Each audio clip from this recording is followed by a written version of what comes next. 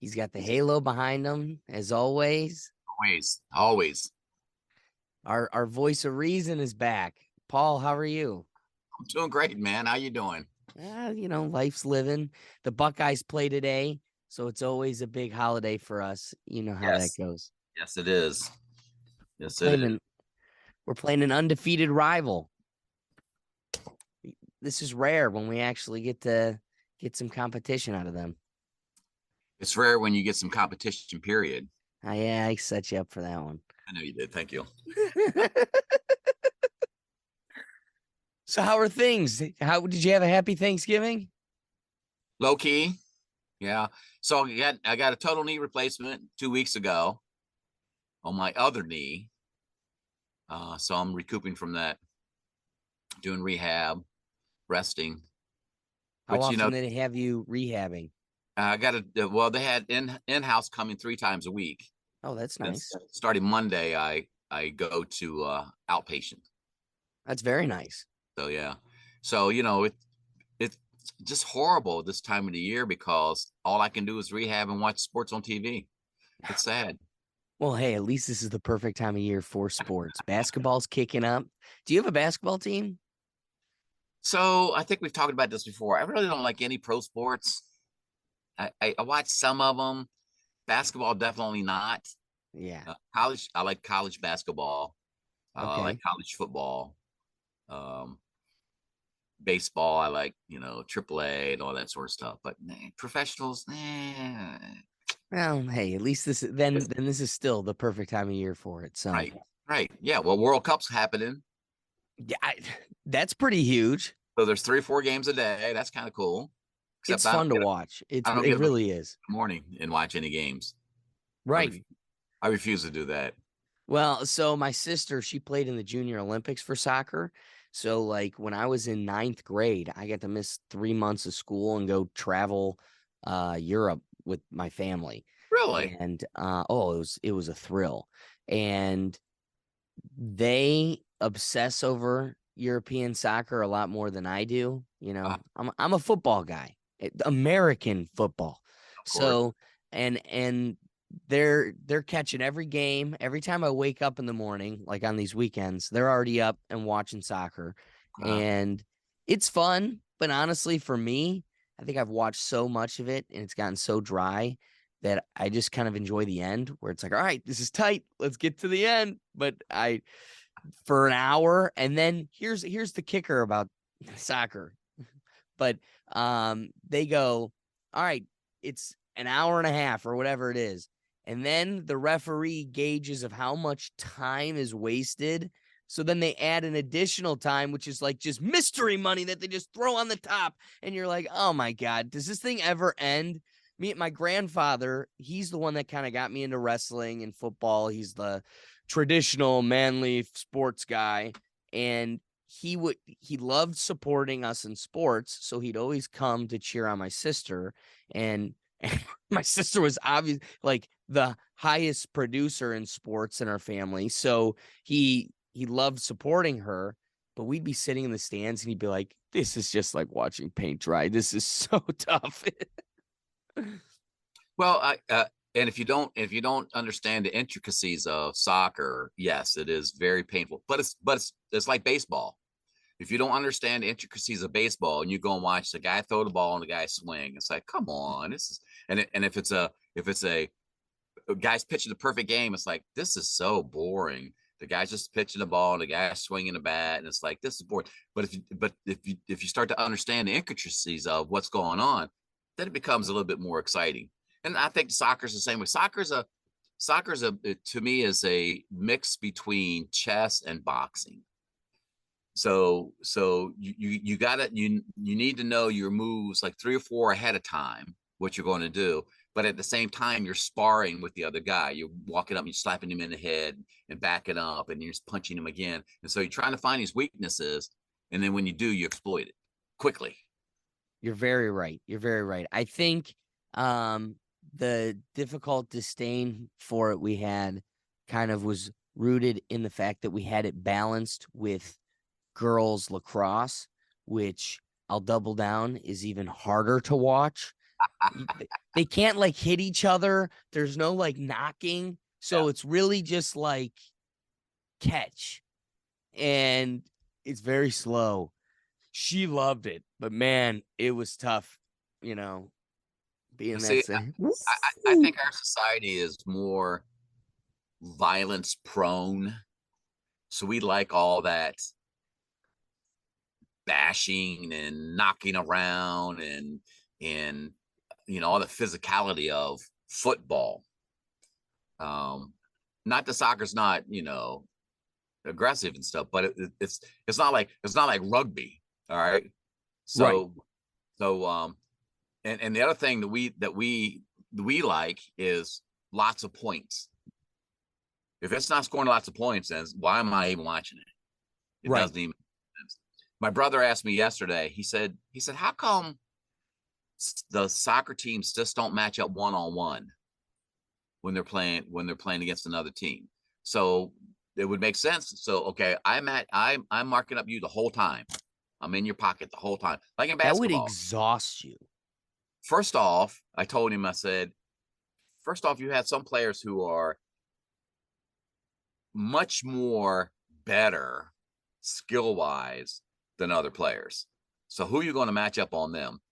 For example, a Ronaldo or Pele or somebody like that, that it's just they can run down the field and go past all 11 guys and score, let alone Literally.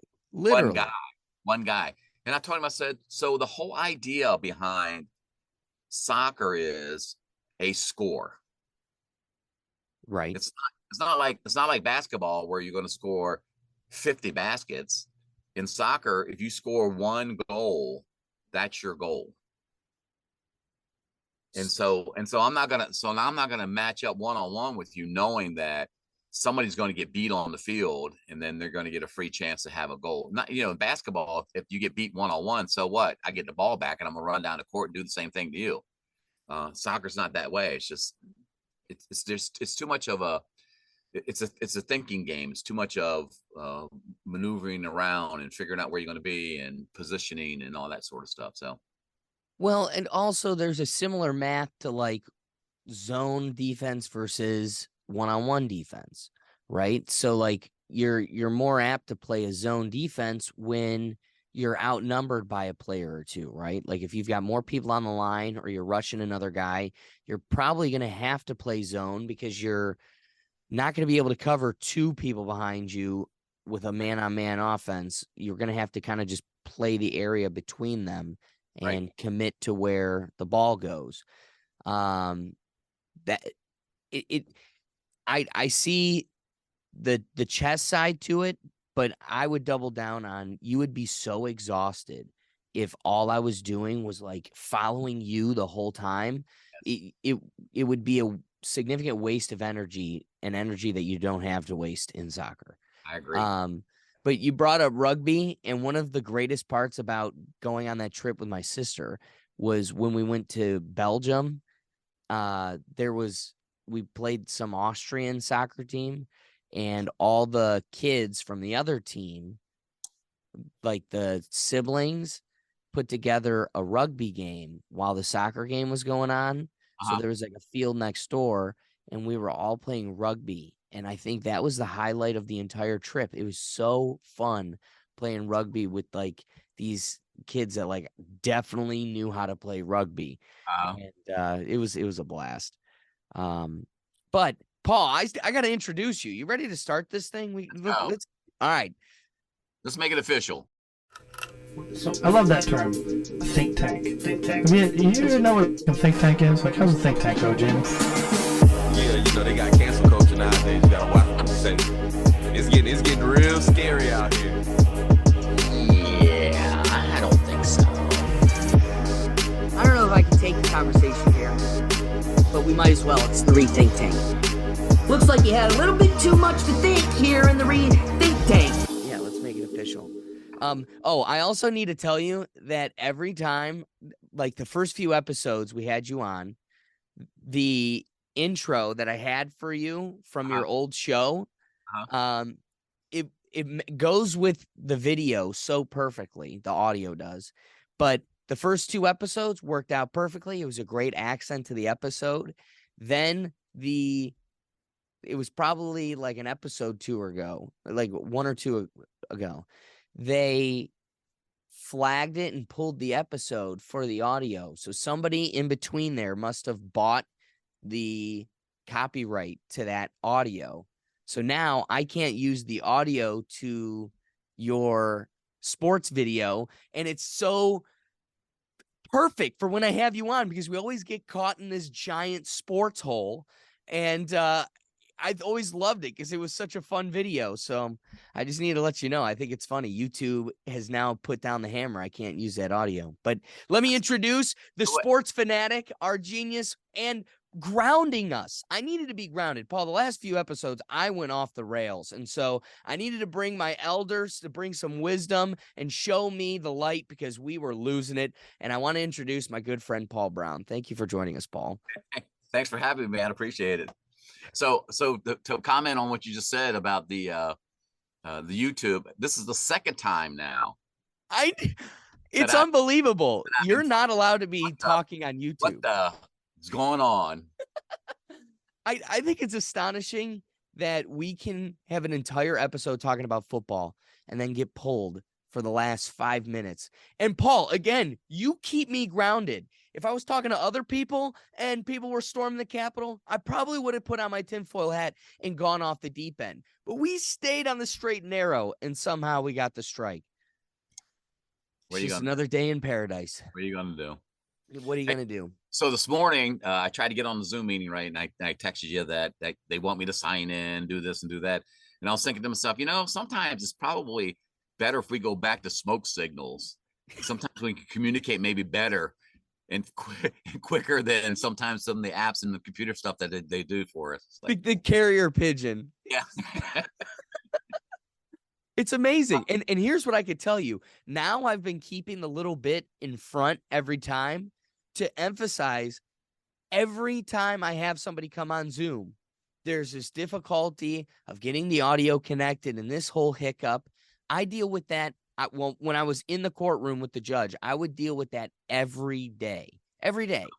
Now it's like, you would think that'd be a problem you could solve. I've been telling them forever. We would have meetings with Zoom, and we're like, we need you to automatically connect people. Like, if you could just have their audio automatically connect, that'd be great. No, we need to get permission. It's like, well, there goes 10 minutes every time. I'm messaging them. Look for the thing in the left corner. You're right. I mean, I want audio anyway. Do I not? Do I just go to a Zoom meeting without any audio? Right. If you just hit join, you go right in the meeting, and it comes with a prompt to join. Right. So you're looking at people and they're like, "Can you hear me? Can you hear?" And it's that's what I mean. I don't join a meeting, so I don't get to hear you. Right. I'm not listening to the NFL on CBS when I want to mute them. I do want to hear you. Right. Yeah, that's a great point. I don't click over to, NBC and then want to then also click to join the audio. Like, I'm on the channel. I'm here. I had to punch in a long series of codes to get here. So I do want my audio connected. Exactly.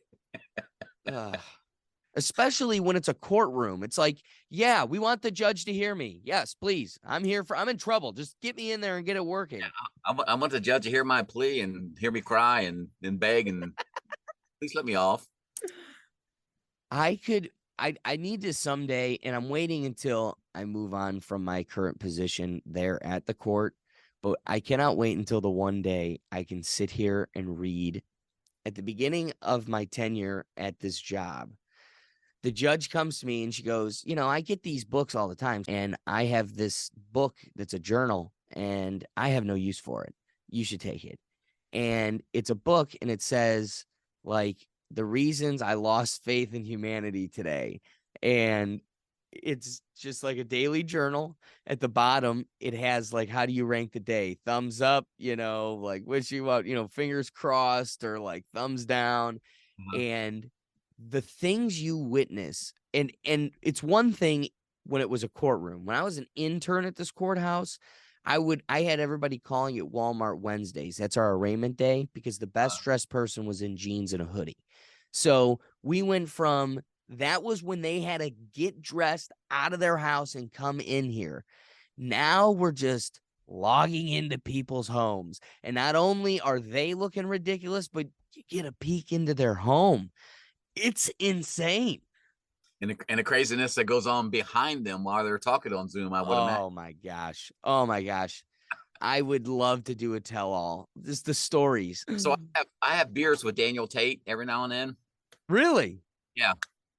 He's a public defender here in Washington County.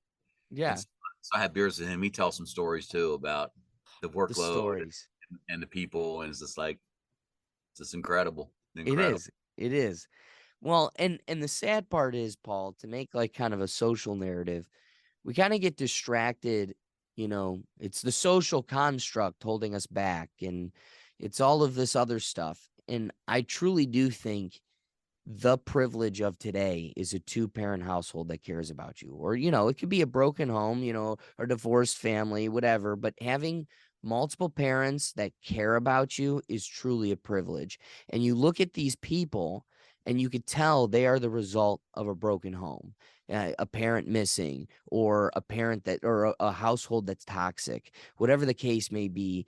It is, says we, in the people, the civil servants working in that building, they have become the parents to grown adults. Yeah. Like they can't take care of themselves. They free rent available, and we're sitting there like doing all the work to get you signed up.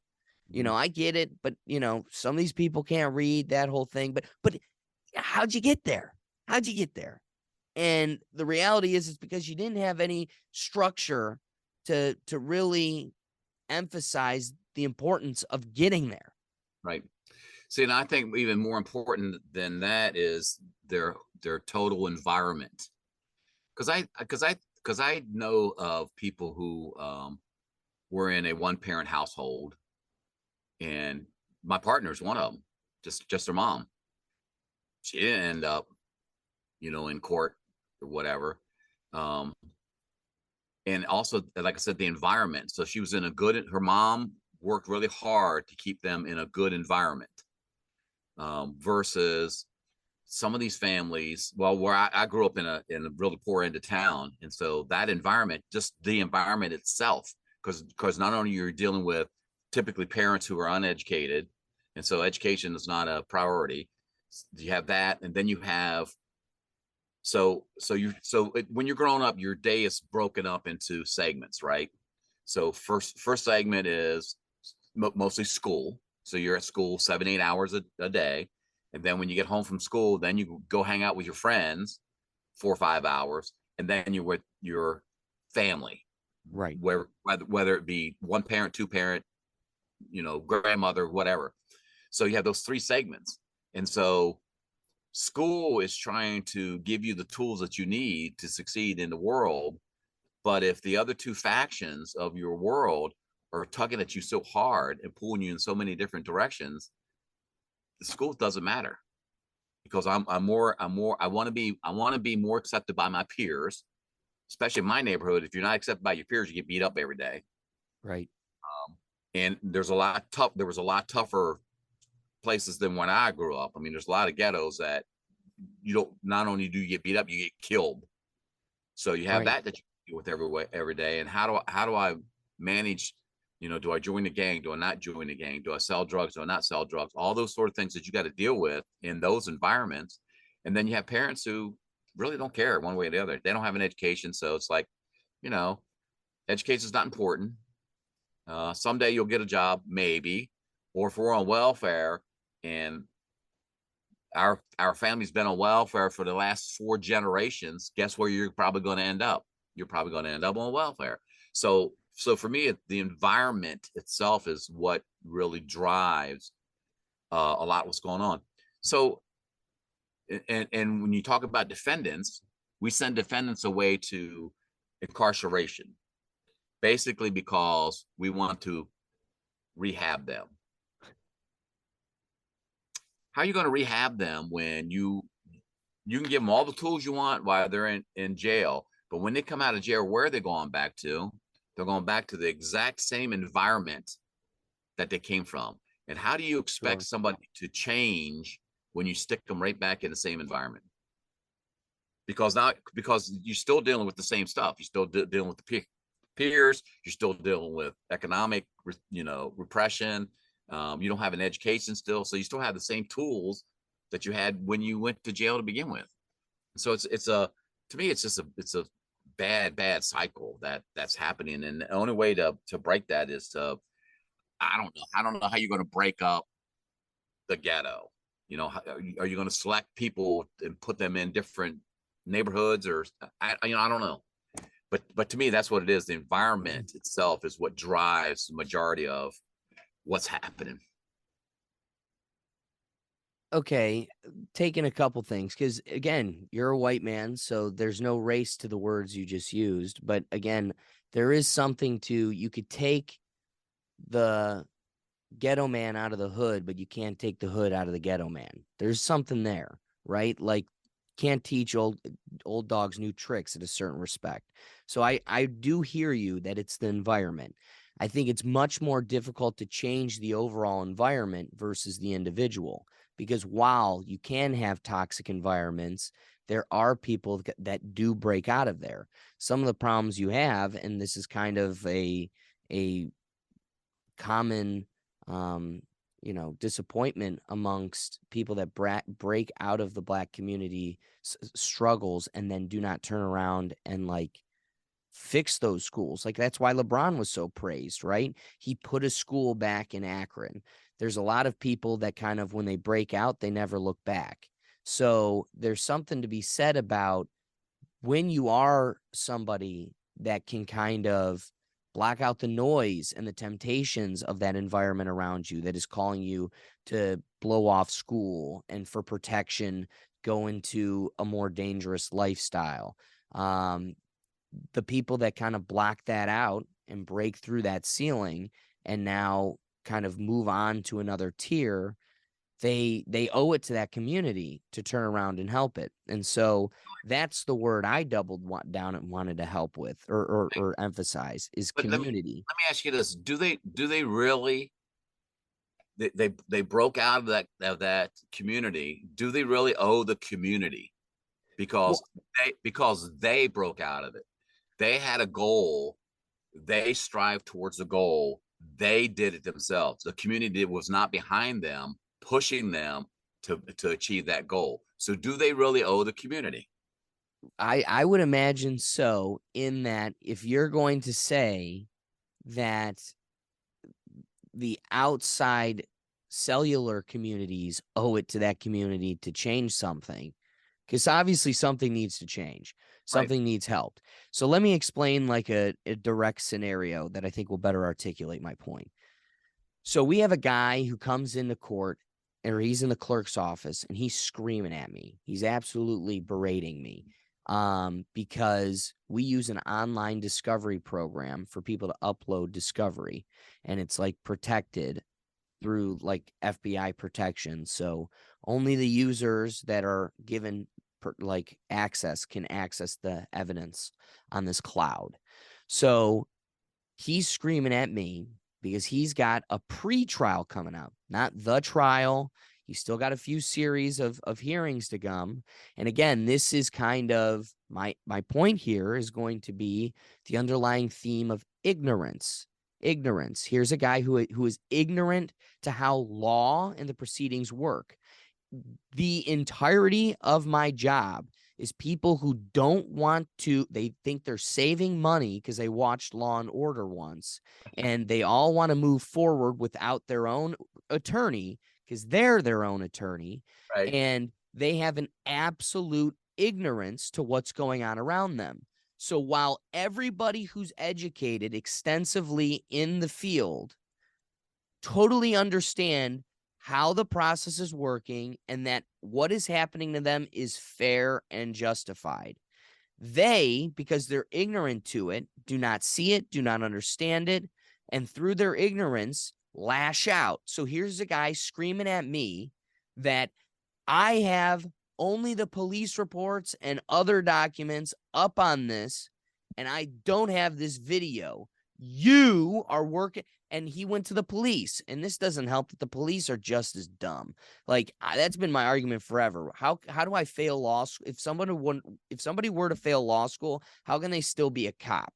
Like, if you couldn't figure out the law to fight the law, how can you be the law? It just makes no sense to me. So here's some cops that have no idea how the process works either. And they always just to get these people out of their office, just to get them out of the station. It's like, go to the court. They'll deal with it. They'll figure it out. They got it for you. And so they shoo him off to the courthouse. They come in and they're like, the cops told me you got it. You work with the cops. You work with the prosecutor. You're all on the same side. And you're trying to explain to them, we are a neutral party. The judge is neutral to them. Make this point to the judge. If you think they're playing games and hiding videos from, the judge works with. So here's this guy lashing out because he thinks the judge, me as the clerk, we're all in cahoots. And it's just like, you don't get it. So then when he goes through the system and it's totally just and fair, through his ignorance, the lens he watches it, he thinks things just happened to him and they were totally unjust and inappropriate. So he's going to the appellate court, and the appellate court goes, in the garbage. He goes to the news. He goes to all these advocate groups, and they go, this isn't the one, my guy. And now he thinks the whole society's against him. And now we have a forever damned person. So I hear you. We got to focus on the community and change the whole bigger thing. But you don't change the bigger thing until you change that guy, because that guy's the guy that's pulling the kids from school and it's telling them, and it ain't cool to listen to the teachers and mom and dad and the police and the firefighters and the doctors and the nurses. None of them got it figured out. They're all out to get us. He's the cancer in that community. Now, it's really cancerous. It's really deadly. It's toxic like Chernobyl, because they're all the cancer. So at some point, to beat the cancer like chemo does, you can only just do a couple at a time. Butterfly effect. When that guy gets fixed and you fix him out, he might help and start pushing people in the right direction around him and around them and then around them. And that's how it snowballs. So I kind of use some dangerous language at the beginning there, trying to articulate what I really think the problem is, yeah, big community, big picture. That's what we need to fix. But the way to fix that is we can't ignore the fact that, like, we have totally brainwashed people in an unproductive way. Like, sorry, the cops didn't kill you because you're black. The cops killed you because you're fighting them out of fear and running. Somebody's got to tell you that. Somebody's got to tell you that. We're not telling you. That's the fact. I will never die, because even when the cop acts unjust, which has happened to me, and I was taught to work it out in the court of law, so I'm breathing today, you were taught to fight and run. That person, your mom, your neighbor, your teacher, the person who put that in your brain, they're the ones that killed you. Sorry. Yeah. And to add to that point too, is the same thing about education. So, growing up, nobody told me that education was the key. It was going to unlock a lot of doors, so I wasn't dumb. I wasn't, I wasn't unable to learn. I just didn't want to, or it wasn't a priority in my household. So by the time I get to be a sophomore in high school, it's like, wait a minute, I want to go to college because I'm listening to all this talk about, better jobs, and the way to do that is to get an education. Well, I'm in the 10th grade and I don't have vocabulary. I can't spell. My writing is horrible. So I buckled down the last 2 years, but didn't help. That's why I ended up going into the military. One to pay for it. And then two, I could kind of slide into college somewhere without really having to take the ACTs and all that sort of stuff, and my grade point average was so bad. So, my first quarter at Bowling Green, I was on probation because my grade point average in high school was so bad. So I was on probation the very first quarter that I was there. I got a 4.0. Hey. And then it was like, okay, I'm ready to go. But I digress. So like you said, somebody put into your head that education's not important, or they didn't stress education enough to that that's what's going to open up the doors for you. That's what's going to make the world available to you to do whatever it is that you want to do. I mean, even these kids that come out of the bad neighborhoods that have great athletic skill, they're going to be able to get pushed through school because they have this athletic skill. And yeah, they may make it to the professional level. Typically not, because it's such a small percentage that makes it there. But even if they make it to the pros, they still don't have that educational background to help them with their finances, help them with the people that are around them, just general knowledge of what's going on in the world. And a lot of times they end up getting themselves in trouble. So again, the environment, because they weren't, education wasn't stressed. I don't have a general idea of what's going on. I have somebody pushing me saying, "Hey, you're good at, this one aspect. Yeah, keep doing that, keep doing that, keep doing that." And what happens a lot of times is the person ends up going, like I said, going to the pros and stuff, and who ends up making money off of them? The people that have that surrounded them. That's who makes the money off the people. Right. So I want to double back to a question you presented. So let me ask you this. Does You can't anybody answer a question with a question. Yeah. Does anybody, or particularly does like a specific individual, owe it to donate, or I guess donate to or help support a breast cancer foundation?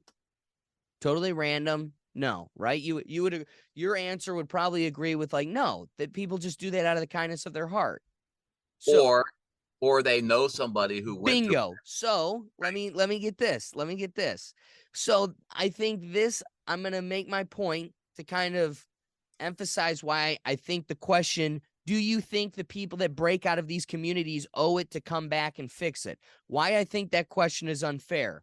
I think it's just as unfair of asking, does anybody owe donating to a breast cancer foundation? No, nobody does. Why do we donate to any non-profit foundations? Why do we try to donate our time and our money and resources to those in need in any facet? And how do you distinguish which ones matter most to you? Bingo, you nailed it. Most of the time it's because you watched your mom suffer through it, or your neighbor or your teacher, or something that really strikes a chord with you. And then guess what? You were affected by it because your mom was affected by it. Your neighbor was never affected by it, but then you are so compelled by this situation and topic that you go to your neighbor and ask them to donate and help too. Now, at what point do you think it's fair to go to your neighbor and expect them to donate and get involved when you yourself are not even getting involved? So if this is a subject that is extremely important to you, you thought the cards that were dealt were unfair, and none of us get to choose our cards, not me either. As much as you want to throw that guilt and lay it on thick, I didn't get to pick it either. I've had this theory forever, Paul, and it was I didn't get to change my situation. And comparing myself to some kid in Africa who has to walk 10 miles to get water just for today. Wow.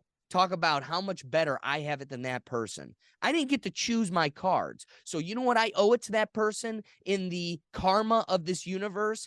Stop bringing down on myself and putting weight vests on to slow myself down, to feel bad, to make everybody feel better. I was given this situation by God or the universe, and I owe it to the universe to do as much good and positivity with it as possible. If I start crippling myself because of guilt and everything else, I'm doing that kid that can't do anything about his situation, that's just trying to get water for the day, I'm damning his situation further. I should be able to use the platform that the universe has given me to make mine and everyone else's situation as good as possible. So when I look at that person that's struggling in a ghetto, yourself or anyone like that situation, and I go, yes, if you think it's a big, I didn't live in that neighborhood. So I'm living in a situation where I don't think any of my neighbors needed any extra support. Now, I work in an area where I see areas of neighborhoods that definitely need the help and support. So I know they exist. So when you come to me and say these neighborhoods need help and support, well, if you're not somebody that broke out of that circle and is also proactively trying to solve the problem, then one, maybe that's raising doubts and whether or not it's a problem. Or it makes me question, why aren't you helping? Is it even possible to help? Is it something in the nature of the beast that you realize that I don't? So for even anybody to try to compel their neighbors to get involved, it'd be kind of a contradiction for you yourself, for them themselves to not get involved, right? Right. So I don't know. Well, back to the point that way back when you said that the person that has broken out owes the community. I don't think that I Good owe point. the community for You're right. me breaking out. I owe myself because I had the fortitude to say, I'm not going to be like this. I'm going to break the chain. I'm breaking out of the situation. Now, I do believe that I can, because of what I was able to do, I do believe that I can give back to the community my experience, my I can't give them the fortitude. You got to get that yourself. But I can show you the doors. I can show you the ways. It's still up to you to want to do that. And the biggest problem I have is people dumping money. So I have this guilt that I should be helping out all the poor people in that end of town. Oh, so what am I going to do? Oh, let me donate $10,000 to the recreation center of the community. And is that really helping? You're Who very right. knows? I don't know. No, it probably is. Well, Versus, yeah. you know what? How about if I take that $10,000 and take a family and move them out of the ghetto into a better neighborhood? Because my thing is all about environment. Take them out of the bad environment, put them in a good environment. Now, are they going to be productive citizens? I don't know. It still ends up being on them to do what they want to do. Right. But at least I've given them an opportunity to be able to be successful. So, Well, you're right. You can't make them become the productive member of society. They have to choose to do that. But there's a very famous rat experiment that I always love referencing. And they took a cage of rats and they had a bottle with cocaine in it, like bottle with water mixed with cocaine. And when they didn't have enough food, there was too many rats, there wasn't enough space, the rats would drink the cocaine water to death. But when they had a much larger cage, plenty of space, plenty of food, and toys to play with, none of the rats touched the cocaine. So there is this kind of underlying theory that if you give people the comfort and means to live a reasonable life, most people don't reach out for these ways to escape and can be more of a assimilated member of society. But there's a term called locus of control. And what that is how we as individuals feel that our environment, we have no control over our lives. And unfortunately, a lot of people that are in those situations have zero locus of control. They feel like there's no control over their life whatsoever. yeah, Everything that happens, they have no control over it. They're poor, they can't get a job, they can't do this, you can't do that, blah blah blah blah blah, and I have no control over it. Versus people like you and I who know that you don't have complete control over everything that goes on, but you have enough control that you can get an education, go for a job that you want to actually work in, live in an area that you want to live in. You do all those things. You know that you have enough control over your environment that you can do those things. right. A lot of people that are in these situations, I have a couple sisters that are like that. They have no control over their life whatsoever. Stuff just happens and boo hoo, poor me. I can't do anything about it. My health is horrible. Never mind the fact that you smoke, 2 packs of cigarettes a day. That's another story. But boo-hoo's me, I can't do anything, can't get a job, can't do this, can't do that, because I have no control over my environment. My environment controls me. Huge. It's a huge thing. When I was teaching uh, college in Dayton, Dayton, Ohio, a lot of the adult students that I had were from the poorer end of town, because it was a for-profit school. So they would take just about anybody as long as you could pay. Right. So we had these individuals who at least some of them were attempting to do something to break out. Some of them were just there to get some free federal monies. But a lot of them were there to try to break out. And again, the locus of control that even those students who had a little glimmer of, I'm going to school and I'm going to try to better myself, it's still, my environment has just, I have no control over any of this sort of stuff, and to try to get them to understand and believe that, yes, you do. You have complete control over it. Whatever it is that you want to do. You don't like where you live? Move. Oh, I can't do that. Yes, you can. You can. It takes work. It maybe take a little bit of time, but you can. And that's I think that's one of the huge differences is, if I want to give back to a community, I want to give back to a community where you have individuals who feel like they have control over their lives and their environment. Well, I think the best theme to come out of that point is that you can't. Here's what really gets at me is when there's this. I'm trying to think of the best way to phrase this. There's this like impatience for people who say, if you don't like it, then move. You hear that all the time. Like, I'm tired of hearing Whoopi Goldberg saying she's moving to Canada and then she doesn't do it. Do us the favor. Go to Canada already. So, like, what kills me is when we look at these people and you're like, if you don't like where you're at, then move.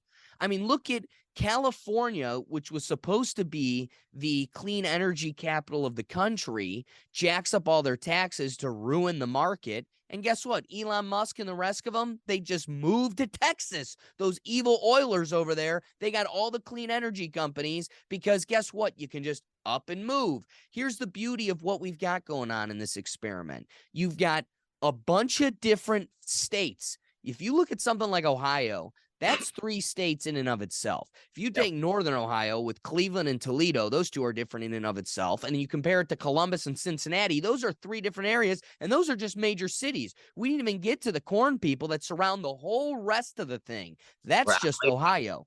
What's that? Appalachia. Right.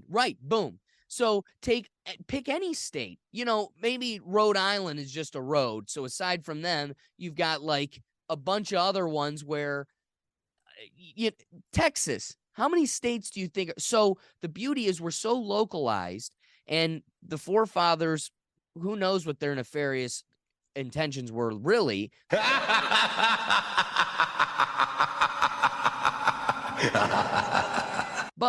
they did give us a good enough groundwork that we're locally policed by ourselves to some respect. So if you don't like where you're at, kind of like Europe, we have the protection of a giant country, but we're all a bunch of little countries in one giant country. So if you don't like this spot, go somewhere else, probably within the same state, but you could go to the other side of this country and find a whole new life that'll probably fit your interests and needs. But there's one problem, Paul, and this is that theme. You picked at it, you poked at it, and this is the case. The unfortunate part is it takes work. It takes work. And we live in a society now that has no they have no long-term perspective. I want it now. I want it now. I want it now. Amen, brother. The news, Amen. The news, our perspectives, everything we get in small bites, and then we forget them. There's no retention anymore. That's how they get away with half of what they do, because they know you don't remember the bullshit we were selling you 6 months ago. So here's the next one. Open up. Here comes the choo-choo train. And they're like, ah.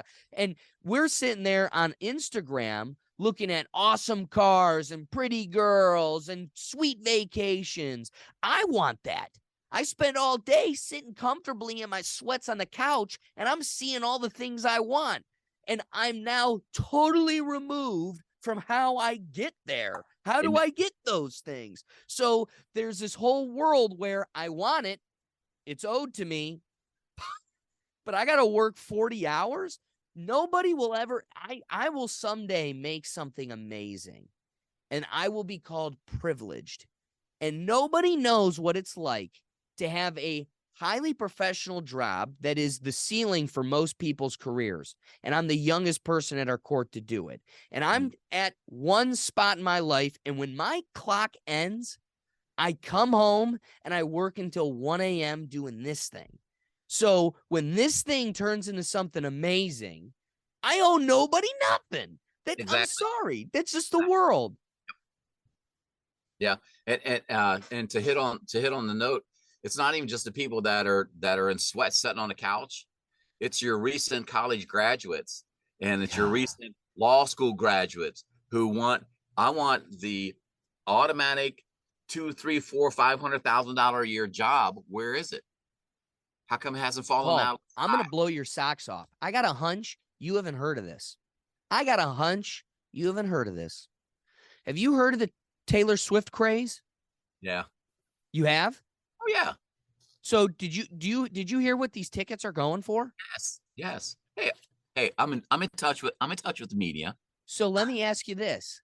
How many? Because there is a number. It could be 1, could be 100, could be a couple 100,000. But I'm curious, how many young girls paid $40,000 plus beyond $94,000 for a ticket to a one-night concert to see Taylor Swift that are also crying and calling for college loan forgiveness? How many? Tell me. A lot. There's a number. Is it 1? And that's the oxymoron we're living with. Yep. So let's get back to the root of the conversation. You say, all right, I hear you. You should provide help. But what does that help look like? Do you just write the check with a donation? And then you brought up, well, maybe you take that $10,000 and you give it to a family. And again, you may be able to lead them to water. You can't make them drink. Right. Well, I got to be honest with you. I do believe the random acts of kindness that are going viral right now, I think those have a greater impact than just a blank check to the donation.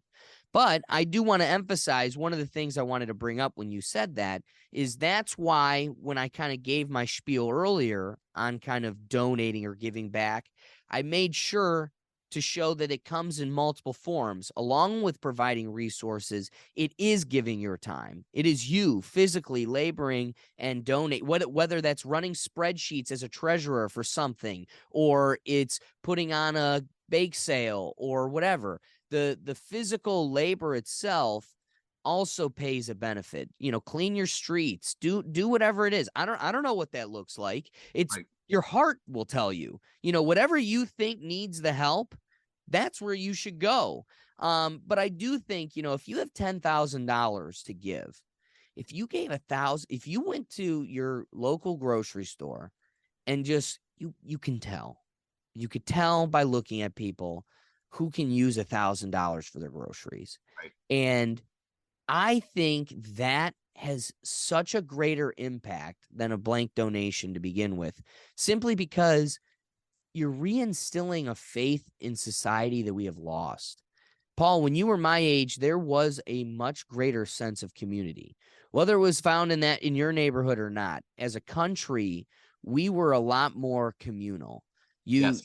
And I want to take it back to, you spoke about the environment, but I emphasized the word community. And there was a gentleman in my neighborhood whose kid was probably the biggest monster in our neighborhood. He was just a total wreck, getting into trouble left and right. But we all grow out of it and everything else. But it was funny. He grabs me when I'm going for a run in the neighborhood. He's like, if you look, every kid in this neighborhood that all grew up with each other, they may not even have been friends. The whole neighborhood, they're all well off. Now, the Gergat's house, those kids are kicking the most ass. But aside from that, everybody else is doing really well, and they're all finding their niche in this society. And he goes, that speaks to how we as a neighborhood were all in this together. That like you couldn't get in trouble. We lived up on a hill. He lived at the bottom of the hill, and his kid couldn't come up and cause havoc up at the top of the hill and his parents not find out about it.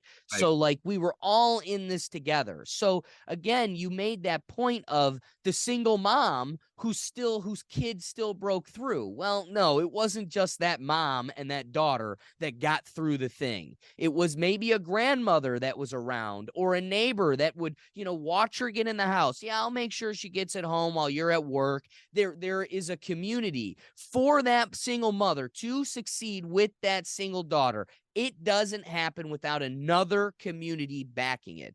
So back to the donations. You don't just write a blank check. It takes physical you don't better your so there's multiple facets here. To the main point as you brought up, you don't break the ceiling without you putting in the work yourself. Right. But then the people around you never get a better situation, and you don't owe it to anybody. You don't owe it to anybody. Can we on a moral compass discussion agree that a better operative word would be should? You should. If you have the means and you have the ability to help, at the point at which you don't, you're the dark soul holding us back. And, it's not good to always look in black and white terms, but if you can extend a hand to help that person up and you choose not to, that is the reason we're not moving forward. You never had to. But you know what? You should. And because that's what you do, owe the universe, because you should, I do. I think you owe it. At the end of when you boil out the facts, yes, you should. And when you don't, you didn't owe it to anybody.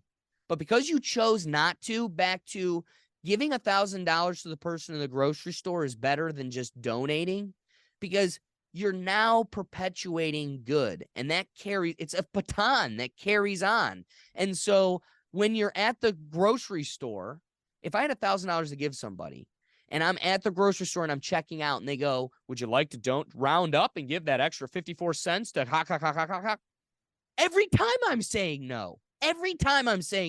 54 cents versus $1,000 to a stranger. And it's not because, I'm too cheap to give 54 cents every time. It's because we also live in America where capitalism has compromised a lot of things, and nonprofit organizations being one of them. I trust none of them. I trust zero. So I do double down and agree with your point of no, don't donate. Don't donate. I definitely agree. But that doesn't mean don't provide resources where you can. You got extra cans of food. Guess what? That isn't going to be paying the CEO of, McDonald's house, Ronald McDonald's house. That's not going to be paying his paycheck. So yeah, give them canned foods. Give them resources that actually go to the source. So either give it directly to the source or something that can't be whitewashed into a person's back pocket. Agreed. So, my big thing right now is, because I'm a senior, the senior help that's available out there. And I'm starting a not-for-profit. It's called Senior Services Network. And I want to be a third party to seniors. So for example, I have a senior who needs a refrigerator. Their refrigerator just died. Where can I go get one? There's not a good used appliance store in town. So your only option is to get a new one. New ones are anywhere from, $700 to $10,000. So how's a senior who's on fixed income going to make sure that their food stays cold? There's no options to them to do Right. that. And that's just one small example. They need rides, they need their car fixed, they need a ton of stuff. And I see all this stuff that's out there for kids. The one that hits me the hardest is this time of year is toys for tots. Right. Guess what? These kids don't need toys. They need other things. They don't need toys. Right. But seniors need stuff. So next year I'm starting a campaign called Stuff for Seniors instead of Toys for Tots. But anyway, Stuff for seniors. seniors or supplies for seniors, right? They need adult diapers. They need home health aids. They need sometimes they need money to pay for their oil. Or heaven forbid you apply the same logic of toys for tots to old people. Like maybe they could use a smile too. Exactly. In a tough time. They use puzzles or whatever the case may be. Anyway, so I'm starting this non-profit to do that. So when you don't trust any non-for-profits, I want you to take that back and say, I'm going to trust your not-for-profit. Well, and that's it. Know the boots on the ground. So I trust Paul. So when but again, I get roped in with my job. I get roped to go on all these fundraisers for nursing homes. And I'm a sucker for raffles. I am a sucker for raffles. So they always get all my money. Again, I'm not saying here like just blanket rule, no nonprofit or, no donations to, but you should, I think if you're going to lean one side of the fence, always lean on the side of doubt, unless like right. I know you, and I trust whatever you're doing is for the sake of good. And that's what I'm going to support. Whereas, I don't know, like, how about this one? Well, let me get a point real quick, please. So I'm not looking just for money. I'm looking for the labor help. I'm looking for services. Yes. So I'm looking for the plumber who's willing to give up 3 hours a week to go fix somebody's or put a new sink in somebody's house that they've been living with the same sink for 25 years and it barely drips. I'm looking for the electrician who's willing to give up 3 hours a week to go put in a new ceiling fan for somebody who absolutely needs one because the summertime gets so hot. I'm looking for heating and air conditioning guy to go out and look at somebody's unit that hasn't been fixed for whatever. So I'm looking for not just money, but I'm looking for services, which is why I came up with the name. That you come to me and you need help. I have these connections now of these people that are willing to donate their services. I don't need your money. I'd like to have your money, but I don't need it. I'd rather have services because for me to have somebody on the end of the phone that I can call and say, hey, Mrs. Johnson her refrigerator went down. Can you go just take a look at it real quick to see if it needs repair, if you can repair it or she needs a new one? And then the other thing I want somebody to donate to me a warehouse space so that when you buy a new refrigerator, your old one's still working, you can donate your refrigerator to me. It'll sit in the warehouse. So when Mrs. Johnson's refrigerator goes down, I can lend her this refrigerator until we can figure out a way to get her a new one. And on top of that, none of this stuff is for free for the seniors. I want you to pay me whatever you can pay me, because if you have a bid in whatever's going on, that means you're tied into it more. Right. You need it. Right. Well, if you could pay me $25 for the services, you feel like you've been able to support yourself. And it's not like you're getting all the free stuff, which a lot of people, that's the only way they're going to go. But if I'm going to give you the services, if this electrician is going to come out for 3 hours and you can pay me $10, give me the $10. Right. No, totally. So it's not free, but it's also not, I'm not exploiting you either. No, I love that, because that kind of diffuses my next question, which was going to be, how would you decide who gets the services or not? Application or, and I guess at the end of the day, if you're paying for the services, it could really be anybody over a certain age. Anybody over 65, senior. I like it. Yeah. Even better. Yeah. So that's awesome. So when does the project start taking off? I've already applied to the state of Maryland for my nonprofit status. I'm waiting to hear back from them. As soon as I get it from them, then I'm sending it to the feds to get the 501(c)(3) status. I'm working on developing a board of directors, articles of incorporation. So I got things rolling. I just got to wait back to hear from the state first. Well, get ready to wait a while. That's government. Yeah, unfortunately. And I already have my first fundraiser that I'm going to do probably in March or April. You doing a golf outing? No, actually, I'm doing a dance-a-thon. Oh, so remember back in the day when everybody had walkathons? Yes. And you would go out and you would get pledges. So I'm going to give you a dime for every mile you walk. This is going to be the same thing. So you're going to go get pledges. I'm going to play 100 songs. There's going to be 100 dances, and you go out and get pledges for how many dances. So you come to me and say, I'm going to this dance-a-thon, and I'll give you a quarter for every dance that you dance. Oh my gosh. And so I'm gonna play 100 songs, 100 dances, and then you're at this dance-a-thon. You can dance as many as you want, as few as you want. And that's such a great fun idea, because I'm just sitting here thinking, how difficult is 100 songs?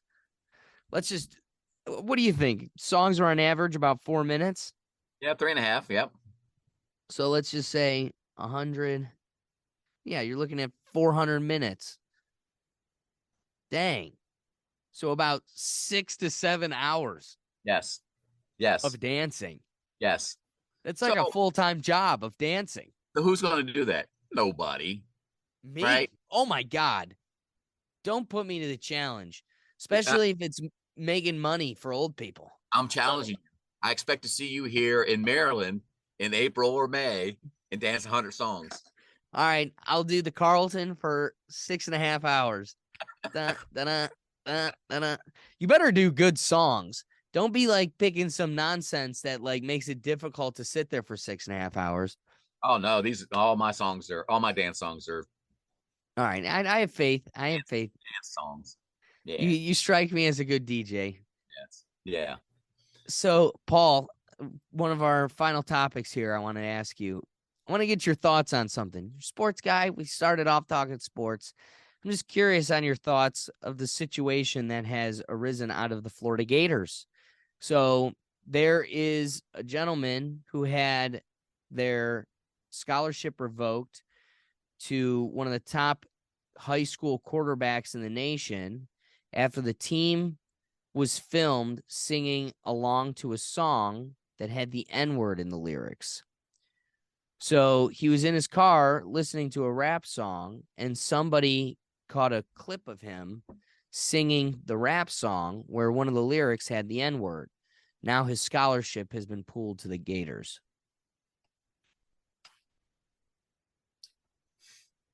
Nonsense. See, here's why it really kind of strikes a chord with me. Last night, one of the cool things that's been popping off on my TikTok is TikTok does this thing where it pushes your videos out more if you do lives, like you go live on your phone. And I've never done it because I've never had something to do. It's all a bunch of kids sitting there in front of their phones like, hi. Yeah, I live in Ohio. My favorite color is red. Like, people just ask random questions. It's the lamest, most boring thing ever. So you have to have 1,000 followers to go live. This happened like 2 years ago. I've never gone live since because I just think it's a waste of time. But I keep reading. It helps the algorithm. You got to do it.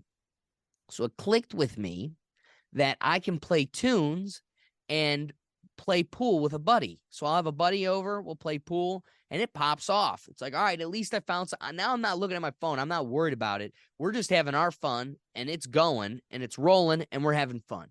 Mm-hmm. And there's a song from college, again, before we went down this dark road of like division. And this was before it was a social rule, before when we were actually allowed to enjoy these people's music. And I'm listening to a song from college that I've listened to for probably 10 years now, Paul. And I'm singing it, and I'm like, went right through a line, went right through it. And I'm like, oh, That could have got me. Now, fortunately, I kind of like mumbled it and everything, but it's just like that was instinct. Instinct that was trained into me. It just feels like an unfair trick that, like, you had. It's unfair of you. This kid's in high school, okay? This kid's about to go to college. Here's what resonates with me, Paul. Rap was becoming a big thing when I was in high school. So we go back like 12, 13 years ago. I am on a school bus with a school bus of white kids with maybe 3 black kids on the football team, them also being right next to me, and we're all singing the song. And it just seems like so unfair that what was the Lil Wayne song that would hype us up for the football game is now going to take away my ability to feed my family and hold a long-term career. So That's let me ask just you this. The guy that's in question, white, black. Oh, he's white. Because it wouldn't matter if he was black. If black people are allowed to say it, that's the social rule. But okay, did he say it? Apparently, he sang it. So here's what's sad is in our country, we've lost nuance. We're no longer allowed to take in the context. It is just black and white, blind Judge Dredd. You did it. You're dead. You're white. You're this demographic. You said this word, dead. Yeah, you're not allowed. You're white. You're not allowed to sing rap. You're not allowed to sing hip hop. You're not allowed to enjoy the nuances of those genres. Hell, you might as well you're not even allowed to listen to Motown anymore because that's not your music. The only thing you're allowed to listen to is Taylor Swift. Yeah, for $40,000. But wait a minute. You, as a white man, can't even listen to Taylor Swift because you're not a female. Boom. Because you'd be misogynistic if you did that. So you get to listen to Frank Sinatra. No, wait a minute. You can't listen to Frank Sinatra because you're not Italian. You're right. Gosh, what are you going to listen to? You're going to listen to you unfortunately are going to have to end up listening to Greek music. That's all you get to listen to, man. And definitely do not have that on when in any other time that anybody can hear it. See, it's sad because if you look at a lot of the lyrics, especially in the old days when there was a lot of censorship, there was still a lot of nuances in there. There was still a lot of things that and the one song that it takes me back to is a song called Afternoon Delight. Afternoon Delight. Yes. I mean, if you think about that, it's like, whoa, that is a very, very provocative song. Yeah, very promiscuous. Back in the 70s, it was like, whoa. Should we have been able to have that be? Now they're singing to your little girls about their wet ass pussy. Yeah. Oh, snap. How you doing? Hi, Barry. How are you? How are you? The name's Joe. Well, hello there, Joe.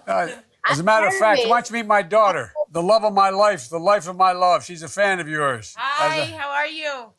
This is How are Ashley. you? Good, how you doing? You know the I'm nickname good, she Joe. gave her father when she was growing up? She'd call me Joey B. So we Yeah. may be related or something. Yep, Cardi B Well, and Joey hello B. I'm a huge fan. Well, I just hello wanted there, to Joey. say How hi. you doing? I feel so crazy because I feel like I'm a little bit late. But Biden, let me tell you something. When you have kids my age, like the one my age, 2 years old, your schedule never go as planned. You know what I'm saying? You're telling me? I got 4 kids, 5 grandkids. Come on. I'm an expert. I understand about kids. The most important thing in the world. They come first. Yes, definitely. Always. My kid come first, period. So it's like, Afternoon Delight. yeah, it's all now. I mean, people have to get over it. If the kid's singing along to it, but he wasn't yelling at the car as he's driving to the ghetto. Exactly. It's almost like the melting pot is unmelting. Yeah. If I would hear a rap song that I would like, and it had that word in it, I might sing along with it too. Does that make me all of a sudden it makes me a racist? Social rule of today says yes. Well, I'm an old white guy too, so I'm already a racist because I'm an Exactly. old white guy, By default. By right? By default. default. So yeah, it's like I said in the beginning, nonsense and sad. It's just sad that we have But the problem is, this is what I struggle with, Paul. I try to figure out, was it because I was young and ignorant and didn't totally understand the world, or have we digressed? Have we gone backwards? Because in many ways, it feels like I didn't grow up in a classroom where any of the kids around me were different. The Indian kid, the Asian kid, the black kid, the white kid. We were all kids in the same classroom, and it was just that kid was slow on the kickball team. That kid is really good at math. That kid, yells a lot, whatever it was. And you didn't see any demographic that attached to it. It was just people being people. That's the nature of the human, is we're all variables. So what stinks is it feels like this has been retrained into us. I go to a high school reunion recently, a week ago, and I see these people where those lines never existed. Then we go to college, and that's where, right at the end of high school was Obama's term, and you could see division slowly being created, but it didn't really affect us. Then Trump gets elected, and it all goes off the rails. And it's like these are the same people that these lines never existed. Here we are again, and the lines are deeper than they've ever been. So, when we have John Marshall Law School here in Cleveland, okay, that was a law school I would have liked to have gone to. I got into John Marshall in Chicago. Okay, so John Marshall in Cleveland likes to piggyback off of the fact that they're kind of building this little bit of confusion, like they're the same school or they're a sister school. And it's like, Cleveland, you don't want to call yourself Cleveland State Law School because it's Cleveland State University's law school. They call themselves John Marshall to kind of camouflage that we're a Cleveland law school. So Right. they deemed John Marshall racist because way back in the day, apparently he owned a slave or something. So they got rid of the John Marshall name, and they're deliberating. It's going to take a year. They're trying to figure out what the name could be, because it's like, yeah, you don't want to call yourself Cleveland State Law School because you'll get the context you deserve. Although wait till they get millions of dollars and be called Quicken Loan Law School. Yeah. Oh, that would be. Oh, wouldn't that be great? First Energy Law School. Oh, that'd be fantastic. Hey, so I wanted to say, that was my point there. Yes, I did. Never mind. Go ahead. Well, no, it's sad. It feels like the melting pot, the thing that made our innovation and community so strong, is becoming an unmelting pot. And so here I am on Thanksgiving, and I come across a video of a little girl who's like, Mom, I really like this girl's hair. And she's looking at a black girl on a TV show. And she's like, I want you to do my hair like that. Like, can you put the braids in and da da da da? And then it cuts to this guy, and he goes, "This isn't your culture. Stop appropriating somebody else's culture." And it's like, wait, you get mad that you got mad at the toy aisle because it was all white dolls, and that the white girl doesn't want to look like a black girl, and that the black girl looks inferior to her because she never saw any black dolls. Now all she sees is black dolls and black girls on TV, and she wants to look like one, and you want to damn a child for what? Assimilating to what you were looking for? It seems like we're totally going the wrong direction, and it's only damning us further. Right. So, a point that you made when you talked about in your school, you didn't see black, Indian, whatever the case may be. Children don't see those things. Boom. Children don't see prejudices. Children don't see, and a lot of them don't see differences, because as we're growing up, especially as we become teenagers, what are we focused on? Ourselves, right? And the problems that I have, and nobody has problems like I have. And how am I going? I hate my parents, and I hate my life, and I hate my hair, and I hate my weight. I hate everything. I hate school. I need to get out of here. I don't see all this other stuff that's around me because I'm so focused on who I am. And only until parents step in or adults step in does that change. Because then we start hearing their prejudices. We start hearing their opinions about everything. And so naturally we want to adopt some of those because they're our parents or our teachers or our priests or whoever the case may be. That's how we simulate those additional things, you know. Now, I will say that as children, we do have experiences that sometimes taint us towards, oh, I don't like those people, or I don't like that situation because of something that happened to us.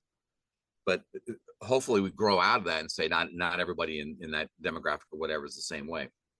And another point that I'll make about parents stepping in, how when you go through your neighborhoods now, how many times do you see on the athletic fields on a weekday or a Saturday morning or Sunday, kids just playing without adult supervision?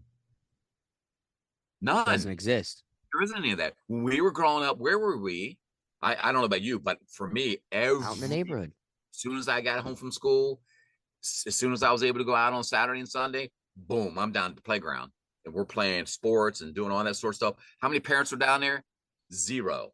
So now all of a sudden the parents are stepping in, and it's my generation. I'll take blame for that. I didn't do it, but I'll take blame for that. We stepped in and said, "Oh, our kids have to be organized because how else are they going to learn? They can't learn the game. They can't learn the sport without us telling them what the rules are and pushing them in the right direction. Oh, and by the way, they're halfway decent. We're going to keep pushing and pushing and pushing until they become a pro, which they never will. But it takes away all, and then now all of a sudden, I'm having new influences of parents and coaches and people telling me that, you know, I'm good or bad or whatever, and it just, children, let children be children and let them grow up, let them formulate their own opinions as adult. And there's so much social media now that, again, they're being inundated by all that they can't develop their own identity and their own ideas, that we're adopting everything else that's around us. And so then you have situations like this where, you know, the kid is just singing along to a song because he likes the song, and all of a sudden he is being ostracized and being excommunicated from his community and other situations because he liked the song. Right. Like, oh, so if I whistle the song that has that word in it, Exactly. is that the same thing? Oh, you were thinking it. You were thinking it because you were whistling it. So You're trying to add sense to the nonsensical. amen, brother. Here's the real killer, and I really like your point. Let children be children. I totally agree with you that it's this infection that starts with the parents.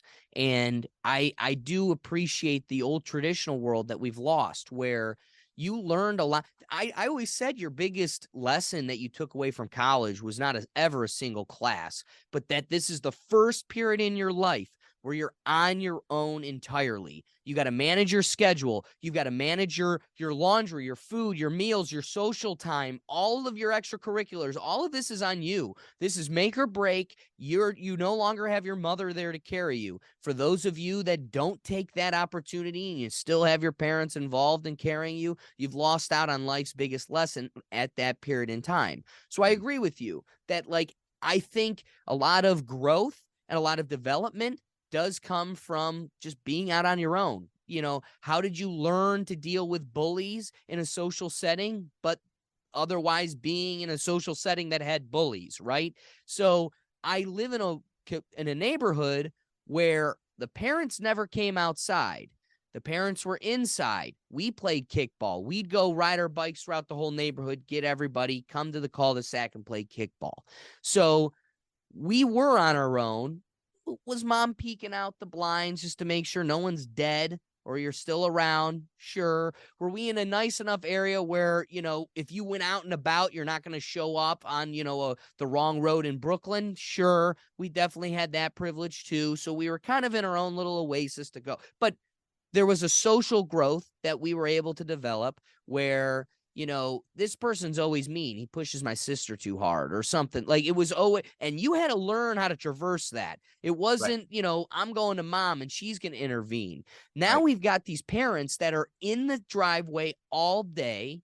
And to that, it drives me nuts, Paul. Their yards are trash. We're always doing the yard work. They're sitting there and it's like, I could not imagine spending, as I said, I come home from work and I just work more. I couldn't imagine having the time to just sit there and do nothing in their driveway. It drives my dad nuts too. He's like, how do you have that time?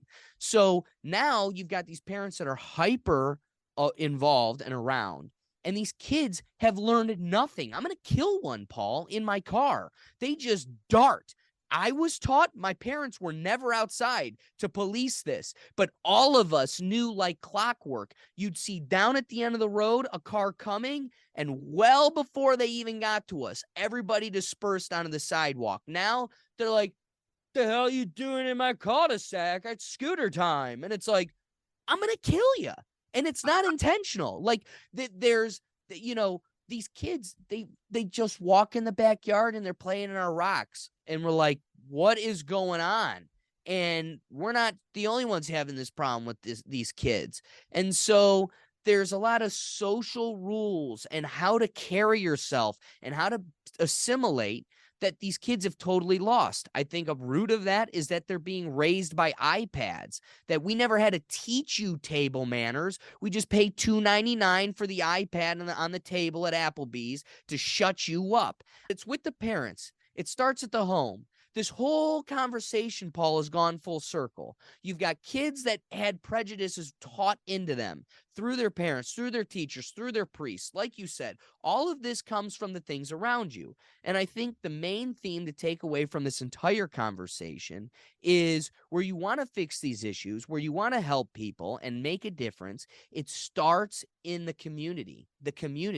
And the root, the epicenter of the community is your home.